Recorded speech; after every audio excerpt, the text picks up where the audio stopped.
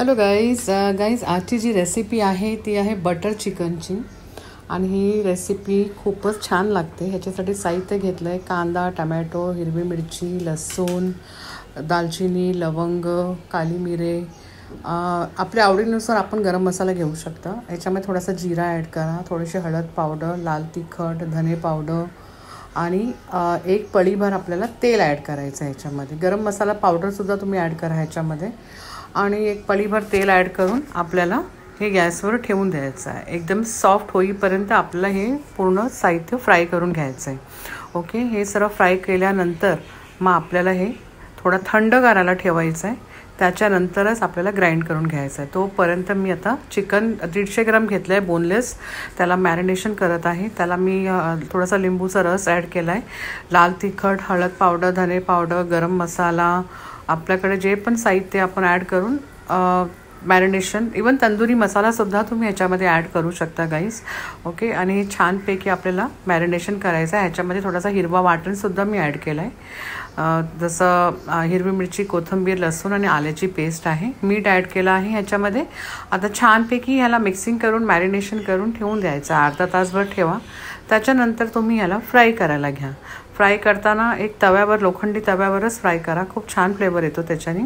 आणि आता मी हे पहा, हे मसाला माझा सॉफ्ट झाला एकदम, सो ते थंड करायला ठेवला। इथे मी side by side chicken fry करायला घेतलं आहे।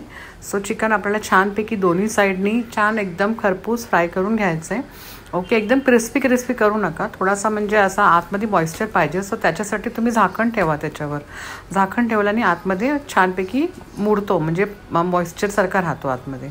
आता हे मी ग्राइंड करून घेतलं आहे वाटप, आता वाटण झालं आहे माझं रेडी। सो त्याच टोपात मी घेतलं आहे वाटण आणि त्याच्यामध्ये आता मी ते गॅसवर ठेवलं आहे ते शिजायसाठी।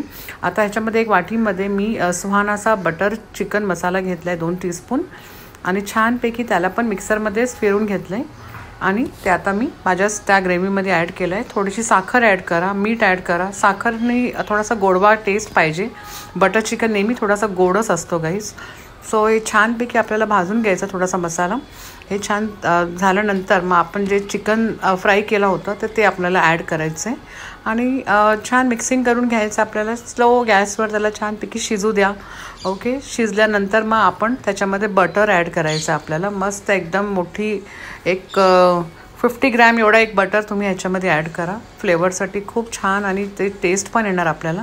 थोडासा लिंबाचा रस ॲड केला आहे मी गाईस ह्याच्यामध्ये आणि कोथिंबीरसुद्धा ॲड केली आहे आणि छानपैकी मिक्सिंग करून हे आपला बटर चिकन रेडी झालं आहे खाण्यासाठी। सो जे मी बटर ॲड केला होता ते स्किप झाला आहे, तो इथे आला नाही बटर टाकताना ती। सो प्लीज तुम्ही ॲड करा बटर।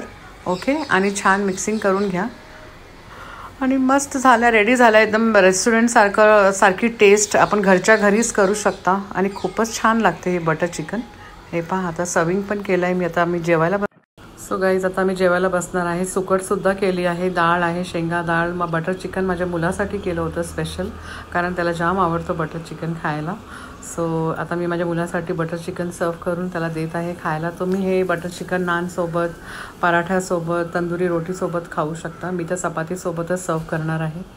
सो घरच्यांना खूप आवडला, सर्वांनी खूप एन्जॉय केलं। प्लीज तुम्ही like, share and subscribe my channel guys, आणि प्लीज ही रेसिपी नक्की करा तुम्ही।